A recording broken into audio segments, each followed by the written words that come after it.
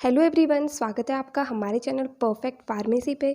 मैं हूं सुनीता कंवर और आज के वीडियो के अंदर हम जो मेडिसिनल केमिस्ट्री फर्स्ट की सेकेंड यूनिट डिस्कस कर रहे थे उसी को कंटिन्यू करेंगे। तो इससे पहले हम लोग कुछ टॉपिक्स जो हैं वो ऑलरेडी डिस्कस कर चुके हैं, जिसके अंदर सबसे पहले हमने देखा था drugs acting on autonomic nervous system. तो सबसे पहले इसके अंदर हमने नर्वस सिस्टम का क्लासिफिकेशन देखा था। उसके बाद में एड्रेनर्जिक न्यूरोट्रांसमीटर्स जो है इनके बारे में हमने अच्छे से जाना था, जिसके अंदर एपिनेफ्रिन, नॉरएपिनेफ्रिन एंड डोपामाइन, ये तीन जो है ये हमारे पास आते हैं। अब इन्हें जो है कैटिकोलमीन्स कहा जाता है, जिसके अंदर कैटिकोल रिंग प्रेजेंट होती है, साथ में अमीन प्रेजेंट होता है एंड इससे जो है कैटिकोलमीन्स जो है इनका फॉर्मेशन होता है। देन उसके बाद में बायोसिंथेसिस हमने डिस्कस करा था कैटिकोलमीन्स का, एंड उसके साथ साथ कैटाबॉलिज्म जो है कैटिकोलमीन्स का वो भी हमने डिस्कस करा था। देन जब हमने क्लासिफिकेशन डिस्कस करा था सिम्पैथोमिमेटिक एजेंट्स या फिर एड्रेनर्जिक एगोनिस्ट का, उसके अंदर क्या हमारे पास MAO inhibitors and COMT inhibitors थे। तो ये एंजाइम्स जो है यहाँ पर हमने कैटाबॉलिज्म के अंदर डिस्कस किए थे। देन इसके बाद में हम लोगों ने एड्रेनर्जिक रिसेप्टर्स के बारे में उनका डिस्ट्रीब्यूशन जो है वो किस तरीके से होता है, ये सब चीज़ें जो है वो डिस्कस करी थी। देन इसके बाद में जो स्ट्रक्चर एक्टिविटी रिलेशनशिप है सिम्पैथोमिमेटिक एजेंट्स का वो हम लोगों ने डिस्कस करा था। एंड लास्ट वीडियो के अंदर हम लोगों ने सिंपली जो क्लासिफिकेशन है सिम्पैथोमिमेटिक एजेंट्स या फिर एड्रेनर्जिक एगोनिस्ट का वो डिस्कस करा था दो टाइप से। एंड उसके अंदर जितनी भी ड्रग्स आती हैं उन सारी ड्रग्स के हम लोगों ने स्ट्रक्चर देखे थे, मैकेनिज्म ऑफ एक्शन देखे थे, एंड साथ ही साथ उनके यूजेस क्या क्या होते हैं वो सब हम लोगों ने ऑलरेडी डिस्कस कर लिया है। नो आज की वीडियो के अंदर हम जो एड्रेनर्जिक एंटागोनिस्ट है इनके बारे में कम्प्लीटली डिटेल के अंदर डिस्कस करेंगे। तो सिंपली एड्रेनर्जिक एंटागोनिस्ट जो है वो होते क्या है, देन इसका क्लासिफिकेशन क्या है, देन इसके अंदर जितनी भी ड्रग्स आती हैं उन सारी ड्रग्स के स्ट्रक्चर हम लोग देखेंगे, उनका मैकेनिज्म ऑफ एक्शन देखेंगे एंड यूजेस देखेंगे। देन एड्रेनर्जिक एंटागोनिस्ट के अंदर जो बीटा ब्लॉकर्स होते हैं उनका जो स्ट्रक्चर एक्टिविटी रिलेशनशिप है वो भी हम लोग को डिस्कस करना है। तो वो जो है वो हम नेक्स्ट वीडियो के अंदर डिस्कस करेंगे। बाकी के जितने भी टॉपिक्स एड्रेनर्जिक एंटागोनिस्ट के अंदर आते हैं वो सारे के सारे हम आज के वीडियो के अंदर कवर कर लेंगे। सो सिंपली एड्रेनर्जिक एंटागोनिस्ट क्या होंगे, ये जो है ये वो एजेंट होते हैं जो एड्रेनर्जिक एगोनिस्ट जो होते हैं उनका जो एक्शन होता है उसे ब्लॉक करते हैं या फिर ओपोज करते हैं। सो हम लोगों ने क्या देखा था कि जो एड्रेनर्जिक एगोनिस्ट है ये सिम्पैथोमिमेटिक एजेंट्स का ही दूसरा नाम होता है। तो वो एजेंट्स क्या करते हैं कि सिंपैथेटिक नर्वस सिस्टम का जो भी एक्शन होता है उसे कॉपी करते हैं, ठीक है, उसे मिमिक करते हैं। सो एड्रेनर्जिक एंटागोनिस्ट क्या होंगे, ये जो है सिंपैथेटिक नर्वस सिस्टम का जो एक्शन होता है उसे ओपोज करेंगे या फिर उसे ब्लॉक करेंगे, ठीक है। इन्हें जो है सिम्पैथोलाइटिक भी कहते हैं। जैसे सिम्पैथोमिमेटिक एजेंट्स थे वो कॉपी करते थे सिंपैथेटिक नर्वस सिस्टम के एक्शन को, एंड सिम्पैथोलाइटिक्स जो है ये सिंपैथेटिक नर्वस सिस्टम के एक्शन को ब्लॉक करते हैं। दूसरी तरफ एड्रेनर्जिक एगोनिस्ट हम सिम्पैथोमिमेटिक एजेंट्स को कहते थे, एंड यहाँ पर एड्रेनर्जिक एंटागोनिस्ट जो है वो हम सिम्पैथोलाइटिक एजेंट्स को कहते हैं, ठीक है। तो इस तरीके से सिंपली एड्रेनर्जिक एंटागोनिस्ट क्या हो गए, ये ऐसे एजेंट्स या फिर ऐसी ड्रग्स हो गई जो कि सिंपैथेटिक नर्वस सिस्टम के एक्शन को ब्लॉक करते हैं, या फिर ये कहें कि सिम्पैथोमिमेटिक एजेंट्स का जो भी फंक्शन होता है उसे ओपोज करते हैं एड्रेनर्जिक एंटागोनिस्ट, ठीक है। ना हम देखते हैं कि एड्रेनर्जिक एंटागोनिस्ट जो है इसका क्लासिफिकेशन किस तरीके से होगा। तो एड्रेनर्जिक एंटागोनिस्ट जो है इसके अंदर दो क्लासेस आती हैं, एक तो आते हैं अल्फा ब्लॉकर्स एंड एक आते हैं बीटा ब्लॉकर्स। तो अल्फा ब्लॉकर्स जो है सिंपली ऐसे एजेंट्स या फिर ऐसी ड्रग्स हो गई जो क्या करते हैं कि जो ड्रग्स अल्फा रिसेप्टर पे बाइंड करके एक्शन प्रोड्यूस करती है उन्हें ये ब्लॉक कर देते हैं, अल्फा रिसेप्टर्स को ब्लॉक कर देते हैं, जिसकी वजह से जो ड्रग वहाँ पर बाइंड होकर के एक्शन प्रोड्यूस करने वाली थी वो वहाँ पर बाइंड नहीं हो पाती है। नाउ जो अल्फा ब्लॉकर्स होते हैं इसके अंदर भी दो क्लासेस आती है, एक तो ये होते हैं सिलेक्टिव। सिलेक्टिव का मतलब ये है कि पर्टिकुलर या तो अल्फा 1 रिसेप्टर को ब्लॉक करेंगे या फिर अल्फा 2 रिसेप्टर को ब्लॉक करेंगे। सेकंड इसके अंदर आते हैं नॉन सेलेक्टिव। नॉन सेलेक्टिव वो होते हैं जो अल्फा 1 रिसेप्टर को ब्लॉक कर सकते हैं, अल्फा 2 रिसेप्टर को भी ब्लॉक कर सकते हैं। अब सेलेक्टिव के अंदर अल्फा 1 सेलेक्टिव के अंदर हमारे पास जो ड्रग आती है वो आती है योहिम्बीन, एंड अल्फा 2 सेलेक्टिव के अंदर जो ड्रग आती है वो आती है प्राजोसिन, ठीक है। नॉन सेलेक्टिव के अंदर भी दो अलग अलग क्लासेस आती है, एक तो आते हैं रिवर्सिबल। रिवर्सिबल जो है वो एजेंट्स या ड्रग्स होंगे जो वहाँ पर एक बार अगर रिसेप्टर पर अटैच हो गए तो वहाँ से ये हट भी सकते हैं। लेकिन इरिवर्सिबल का क्या मतलब होता है कि उस चीज़ को वापस से सही नहीं किया जा सकता। मतलब अगर ये अल्फा रिसेप्टर से बाइंड हो जाते तो उसके बाद में इन्हें वहाँ से हटाया नहीं जा सकता, ये कम्प्लीटली एंड हमेशा के लिए जो है उस रिसेप्टर को ब्लॉक कर देते हैं। रिवर्सिबल के अंदर जो ड्रग आती है हमारे पास वो आती है फेंटोलामीन, एंड इरिवर्सिबल के अंदर जो ड्रग आती है वो आती है फिनॉक्सीबेंजामीन। दूसरी क्लास हमारे पास आएगी बीटा ब्लॉकर्स। तो जिस तरीके से अल्फा ब्लॉकर्स होते हैं जो सिर्फ और सिर्फ अल्फा रिसेप्टर को ब्लॉक करते हैं, उसी तरीके से बीटा ब्लॉकर्स जो है वो ऐसे एजेंट्स या फिर ऐसी ड्रग्स होंगी जो क्या करेंगे कि बीटा रिसेप्टर जो है उसे ब्लॉक कर देंगे, जिसकी वजह से जो ड्रग्स बीटा रिसेप्टर पे बाइंड होकर के कुछ और एक्शन प्रोड्यूस करने वाली थी वो अपना एक्शन जो है वो प्रोड्यूस नहीं कर पाती, क्योंकि वहाँ पर एंटागोनिस्ट या फिर ये कहें कि ब्लॉकर जो है वो जा करके लग जाता है। नो बीटा ब्लॉकर्स भी दो टाइप के हो सकते हैं, एक तो आते हैं सेलेक्टिव, एक आते हैं नॉन सेलेक्टिव। सेलेक्टिव का मतलब ये है कि किसी पर्टिकुलर बीटा रिसेप्टर के ऊपर जाकर के जो है वो ड्रग बाइंड होगी एंड उसे ब्लॉक कर देगी। जैसे बीटा 1 सेलेक्टिव के अंदर आती है एटिनोलोल, एंड बीटा 2 सेलेक्टिव के अंदर आती है ब्यूटॉक्सामीन। एंड सेकेंड आते हैं नॉन सेलेक्टिव। इनका क्या होता है, इनका फिक्स नहीं रहता कि ये बीटा 1 रिसेप्टर को ब्लॉक करेंगे या बीटा 2 रिसेप्टर को, ये दोनों को ही ब्लॉक कर सकती है। इसके अंदर जो ड्रग आती है वो आती है प्रोप्रेनोलॉल। ठीक है, तो इस तरीके से सिंपली क्लासिफिकेशन था एड्रेनर्जिक एंटागोनिस्ट का या फिर सिम्पैथोलाइटिक्स का। ठीक है, यही सेम टर्म जो है सिम्पैथोलाइटिक्स है हमारे पास फार्माकोलॉजी के अंदर भी आती है, तो वहाँ पर भी हम लोग को यही वाला क्लासिफिकेशन जो है वो लिखना है एंड यही ड्रग्स के नाम जो है वो हमें याद रखने हैं। देन उसके बाद में जो मेन ड्रग्स होती है उनका मैकेनिज्म ऑफ एक्शन हमें वहाँ पर पता होना चाहिए। तो इस तरीके से एड्रेनर्जिक एंटागोनिस्ट को हम लोग क्लासीफाई कर सकते हैं। नाउ क्लासिफिकेशन यहाँ पर कंप्लीट हो गया। अब इसके अंदर जितनी भी ड्रग्स हमारे पास सिलेबस के अंदर दी गई है alpha blockers and beta blockers के अंदर, उन सारी ड्रग्स के हम लोग स्ट्रक्चर देखेंगे, देन उनका मैकेनिज्म ऑफ एक्शन किस तरीके से होता है वो देखेंगे एंड उनके यूजेस क्या क्या होते हैं वो चीज़ हम लोग यहाँ पर डिस्कस करेंगे। सबसे फर्स्ट आते हैं अल्फा एड्रेनर्जिक ब्लॉकर्स या फिर इन्हें हम अल्फा एड्रेनर्जिक एंटागोनिस्ट भी कह सकते हैं। ये क्या करेंगे, अल्फा रिसेप्टर को जो है ये ब्लॉक करते हैं। इसके अंदर सबसे पहली ड्रग जो हमारे पास आती है वो है टोलाजोलिन एंड इसके ऊपर स्टार भी लगा हुआ है हमारे सिलेबस के अंदर। तो मतलब इस ड्रग का सिंथेसिस जो है वो भी हमें देखना है, मतलब ये ड्रग जो है वो बनती किस तरीके से, किस केमिकल के साथ रिएक्ट करने से ये ड्रग जो है वो हमें मिलती है। इसका सिंथेसिस सिंपली होगा यहाँ पर नॉर्मल एक स्टेप के अंदर इसका सिंथेसिस हो गया। इसमें क्या होगा, बेंजाइल साइनाइड जो है, मतलब बेंजीन रिंग के ऊपर CH2CN, ये जब इथाइलिन डायमीन मतलब NH2CH2CH2NH2 के साथ में रिएक्ट करता है, तो जब इसका साइक्लाइजेशन होता है तो उससे फाइनली जो है टोलाजोलिन जो है इसका स्ट्रक्चर फॉर्म हो जाता है एंड यहाँ पर ये जो है CH2 के प्रेजेंस में होता है। नाउ जो टोलाजोलिन का स्ट्रक्चर है वो किस तरीके से होगा, एक बेंजीन रिंग है जिसके साथ CH2 अटैच है, देन इसके बाद में एक और रिंग है जो कि 5 मेंबर्ड रिंग है जिसके अंदर NH एंड N जो है ये अटैच है। ठीक है, ये हो गया सिंपली टोलाजोलिन का स्ट्रक्चर। नाउ जो टोलाजोलिन है इसका मैकेनिज्म ऑफ एक्शन किस तरीके से होगा, ये क्या होता है, इसका जो स्ट्रक्चर है या फिर ये कहीं ड्रग जो है वो अल्फा एगोनिस्ट जो होते हैं, मतलब जो ड्रग्स अल्फा रिसेप्टर से जाकर के बाइंड होती है उसके जैसा इसका स्ट्रक्चर होता है। तो ये क्या करती है कि अल्फा रिसेप्टर पे जाकर के बाइंड हो जाती है, उसे ब्लॉक कर देती है एंड अल्फा जो एगोनिस्ट होते हैं उनका एक्शन वहाँ पर प्रोड्यूस नहीं होने देती है। नाउ जो टोलाजोलिन है इसके यूजेस क्या होंगे, इसे जो है वैसो डायलेटर के रूप में यूज़ करा जाता है। मतलब हम लोग जो एगोनिस्ट थे, मतलब जो सिम्पैथोमिमेटिक एजेंट्स थे, उन्हें हम जनरली वैसो कॉन्स्ट्रिक्टर के रूप में यूज़ करते थे। अब ये ड्रग्स क्या कर रही है, उसे ब्लॉक कर रही है, मतलब इनका एक्शन जो है वो उसका ओपोजिट होगा। तो इसलिए ये ड्रग्स जो है वो वैसो डायलेशन करती है, मतलब क्या करती है, ब्लड वेसल्स को डायलेट कर देती हैं। देन टोलाजोलिन जो है ये क्या करती है, गैस्ट्रिक एसिड के सिक्रेशन को स्टिमुलेट करती है, मतलब गैस्ट्रिक एसिड का सिक्रेशन जो है ये ड्रग करवाती है। देन इसे जो है क्लोनिडीन का अगर ओवरडोज हो जाता है तो उसे एंटागोनाइज करने के लिए भी इसे यूज़ करा जाता है। मतलब अगर क्लोनिडीन का ओवरडोज हो जाता है तो उसे रोकने के लिए या फिर उसे कम करने के लिए जो है टोलाजोलिन ड्रग को यूज़ किया जाता है। नाउ नेक्स्ट ड्रग आती है फेंटोलामीन।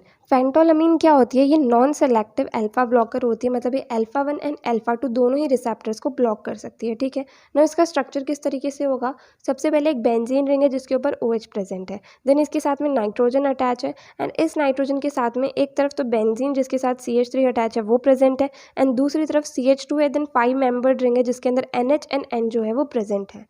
नो इसका मैकेनिज्म ऑफ एक्शन किस तरीके से होगा, ये क्या है, नॉन सेलेक्टिव ड्रग है, तो ये अल्फा 1 एंड अल्फा 2 दोनों रिसेप्टर्स को ब्लॉक कर सकती है।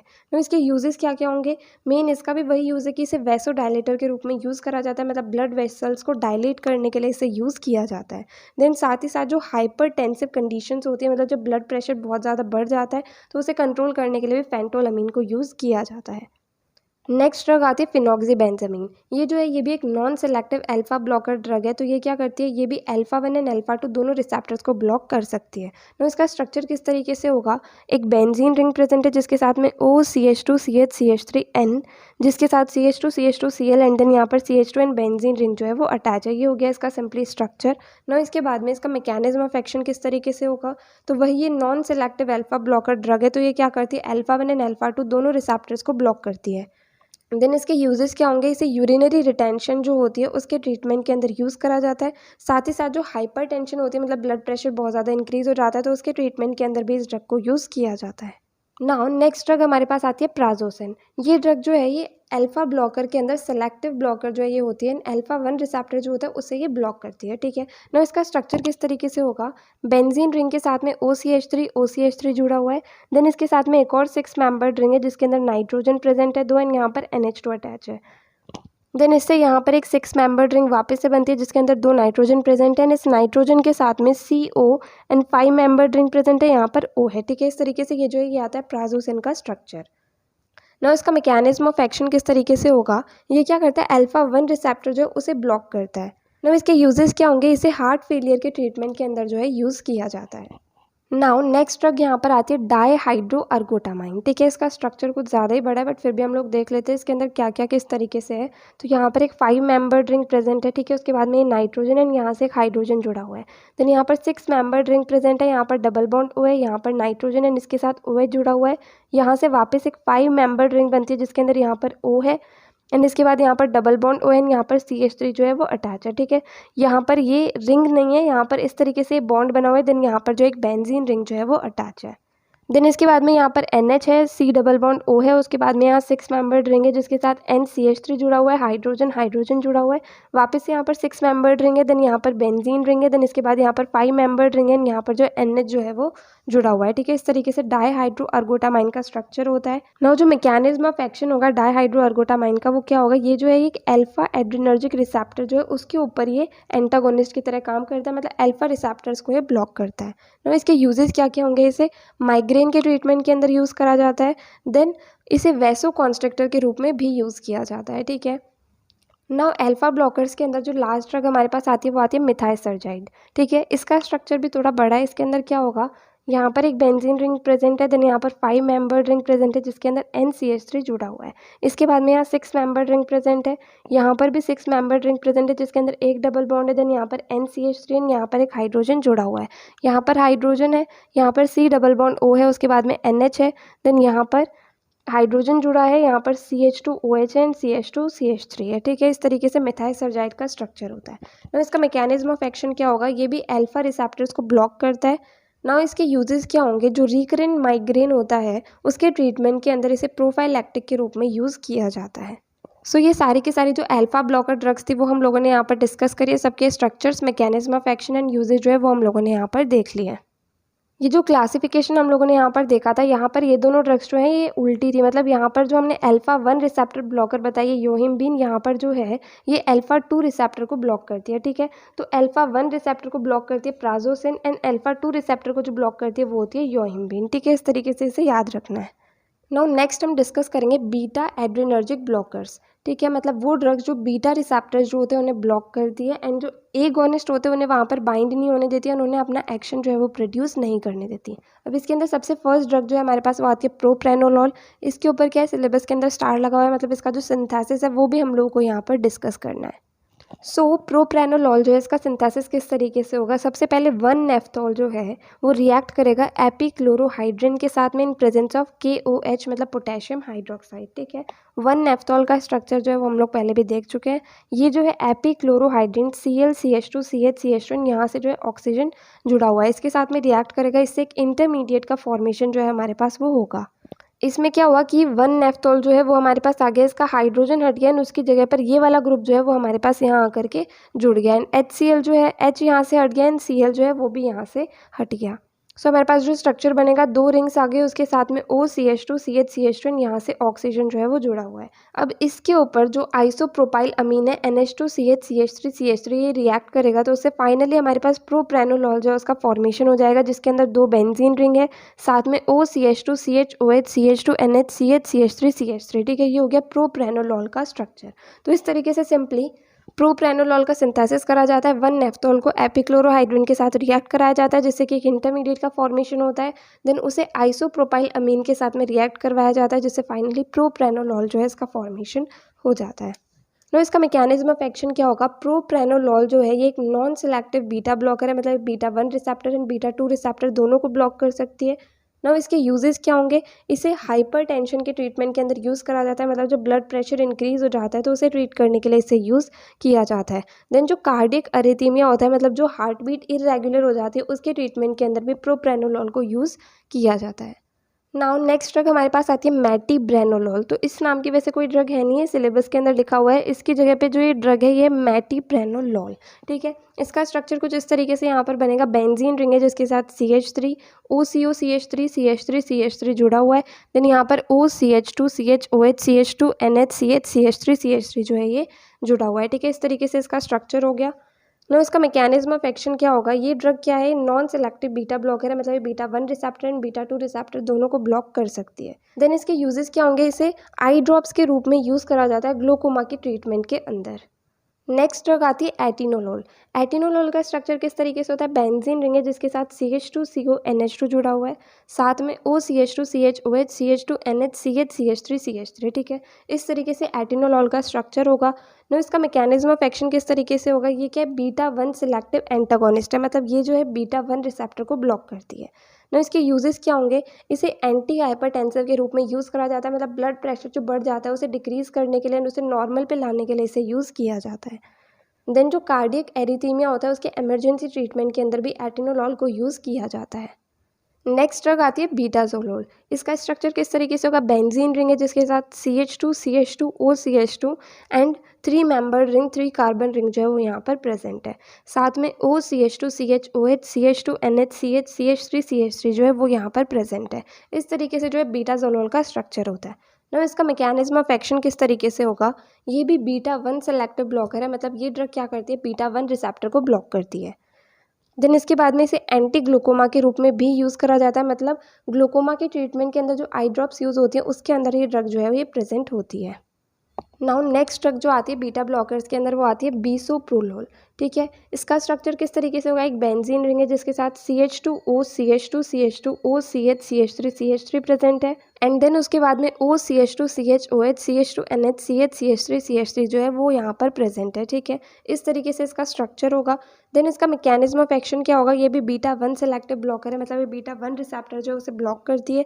देन इसके यूजेस क्या होंगे, इसे एंटी हाइपरटेंसिव के रूप में यूज़ किया जाता है, मतलब जो ब्लड प्रेशर बहुत इंक्रीज हो जाता है तो उसे डिक्रीज करने के लिए, उसे लेवल पे लाने के लिए जो इस ड्रग को यूज़ किया जाता है। देन हार्ट डिजीज़ के ट्रीटमेंट के अंदर, एरिथीमिया के ट्रीटमेंट के अंदर एंड मायोकार्डियल इन्फेक्शन के ट्रीटमेंट के अंदर भी इस ड्रग को यूज़ किया जाता है। नेक्स्ट ड्रग आती है एस्मोलोल। इसमें क्या है, इसके स्ट्रक्चर के अंदर CH2 COOCH3 यहाँ पर प्रेजेंट होता है। देन यहाँ पर OCH2 CHOH CH2NH CH3 जो है वो यहाँ पर प्रेजेंट होता है। इस तरीके से इसका स्ट्रक्चर होता है। नो इसका मैकेनिज्म ऑफ एक्शन किस तरीके से होगा, ये भी बीटा 1 सेलेक्टिव ब्लॉकर होती है, मतलब बीटा 1 रिसेप्टर को ये ब्लॉक करती है। देन इसके यूजेस क्या क्या होंगे, ये शॉर्ट एक्टिंग एंटी हाइपरटेंसिव है, मतलब ब्लड प्रेशर बहुत ज़्यादा इंक्रीज हो जाता है तो उसे डिक्रीज करने के लिए, लेवल पे लाने के लिए इसे यूज़ करा जाता है, एंड ये शॉर्ट एक्टिंग होती है। देन जो मायोकार्डियल इन्फेक्शन होता है उसके अर्ली ट्रीटमेंट के अंदर इस ड्रग को यूज़ किया जाता है। नेक्स्ट ड्रग आती है मेटोप्रोनोल। इसके स्ट्रक्चर में क्या होगा, बेंजीन रिंग के साथ में CH2 OCH3 प्रेजेंट है। देन यहाँ पर OCH2 CHOH CH2NH CH3 present है, ठीक है। इस तरीके से इसका स्ट्रक्चर होगा। देन उसके बाद में इसका मैकेनिज्म ऑफ एक्शन किस तरीके से होगा, ये भी बीटा 1 सेलेक्टिव ब्लॉकर होती है, मतलब बीटा 1 रिसेप्टर को ये ड्रग जो है वो ब्लॉक करती है, एंड वहाँ पर ड्रग को बाइंड होकर के, मतलब एगोनिस्ट को बाइंड होकर के ये एक्शन प्रोड्यूस नहीं करने देती है, ठीक है ना। इसके यूजेस क्या होंगे, इसे ओरली यूज़ करा जाता है हाइपरटेंशन के ट्रीटमेंट के अंदर। देन हार्ट फेलियर के ट्रीटमेंट के अंदर भी ये ड्रग जो है वो यूज़फुल होती है। तो हम लोगों ने क्या देखा कि बीटा ब्लॉकर्स के अंदर बहुत सारे स्ट्रक्चर्स के अंदर एक बेंजीन रिंग एंड उसके साथ में OCH2 CHOH CH2NH CH3 जो है वो प्रेजेंट है, ठीक है। तो इनका स्ट्रक्चर जो है वो याद करने में थोड़ा ईजी रहेगा, तो इसलिए आप अच्छे से जो है सारे के सारे स्ट्रक्चर्स को लर्न कर सकते हैं यहाँ पर। नेक्स्ट ड्रग आती है लेबिटोलॉल। इसका स्ट्रक्चर किस तरीके से होगा, बेंजीन रिंग के ऊपर OH प्रेजेंट है, CONH2 प्रेजेंट है, then CHOH CH2NH CH2 and benzene ring जो है वो यहाँ पर प्रेजेंट है। इस तरीके से होता है लेबिटोलॉल का स्ट्रक्चर। इसका मैकेनिज्म ऑफ एक्शन किस तरीके से होगा, ये जो है नॉन सेलेक्टिव बीटा ब्लॉकर होती है, मतलब beta 1 receptor and beta 2 receptor दोनों को ब्लॉक कर सकती है। इसके यूजेस क्या होंगे, इसे ओरली यूज़ करा जाता है एंटी हाइपरटेंसिव एजेंट के रूप में। देन इसे इंट्रावीनसली भी दिया जाता है सीवियर हाइपरटेंशन के अंदर। नाउ बीटा ब्लॉकर के अंदर लास्ट ड्रग जो है वो आती है कार्बिडिलॉल। इसके अंदर क्या होता है, एक बेंजीन रिंग प्रेजेंट है जिसके साथ में NH है, मतलब ये 5 मेंबर्ड रिंग बन गई यहाँ पर, एंड यहाँ पर फिर से बेंजीन रिंग प्रेजेंट है। इसके साथ में OCH2 CHOH CH2NH CH2O, then यहाँ पर इस तरीके से O एंड यहाँ पर CH3 एंड यहाँ पर जो बेंजीन रिंग वो प्रेजेंट है, ठीक है। तो इस तरीके से हो गया कार्बिडिलॉल का स्ट्रक्चर, ठीक है ना। इसका मैकेनिज्म ऑफ एक्शन किस तरीके से होगा, ये भी नॉन सेलेक्टिव बीटा ब्लॉकर होता है, मतलब बीटा 1 एंड बीटा 2 दोनों रिसेप्टर्स को ब्लॉक करता है। देन इसके यूजेस क्या होंगे, ये भी एक एंटी हाइपरटेंसिव ड्रग है, मतलब हाइपरटेंशन को, ब्लड प्रेशर जो इंक्रीज हो जाता है उसे ठीक करने में मदद करती है। देन जो कंजेस्टिव हार्ट फेलियर की बीमारी होती है उसके अंदर भी ये ट्रीटमेंट के अंदर काम आती है। तो यहाँ पर जो हमारे पास लास्ट में 2 ड्रग्स थी, एक तो कार्बिडिलॉल एंड जो ये है लेबिटोलॉल। इनका स्ट्रक्चर जो है इसके अंदर कुछ डिफरेंसेस है, बाकी सारी की सारी ड्रग जितनी भी हमने देखी उसके अंदर ये वाला जो स्ट्रक्चर है OCH2 CHOH CH2NH CH3 common था, ठीक है। तो इस तरीके से इनके स्ट्रक्चर को हम लोग लर्न कर सकते हैं। सो यहाँ पर हमें जो एड्रिनर्जिक एंटागोनिस्ट वाला टॉपिक डिस्कस करना था वो पूरा यहाँ पर कंप्लीट होता है। एक जो स्ट्रक्चर एक्टिविटी रिलेशनशिप है बीटा ब्लॉकर्स का वो बच गया, वो हम नेक्स्ट वीडियो के अंदर डिस्कस करेंगे। तो अगर आपको इस वीडियो के अंदर कोई भी डाउट आया तो आप कमेंट सेक्शन में पूछ सकते हैं। और अगर आपको ये वीडियो हेल्पफुल लगी तो प्लीज़ आप इस वीडियो को लाइक करना, ज़्यादा से ज़्यादा लोगों को शेयर करना और चैनल को सब्सक्राइब करना। थैंक यू सो मच इस वीडियो को एंड तक देखने के लिए एंड चैनल को सपोर्ट करने के लिए।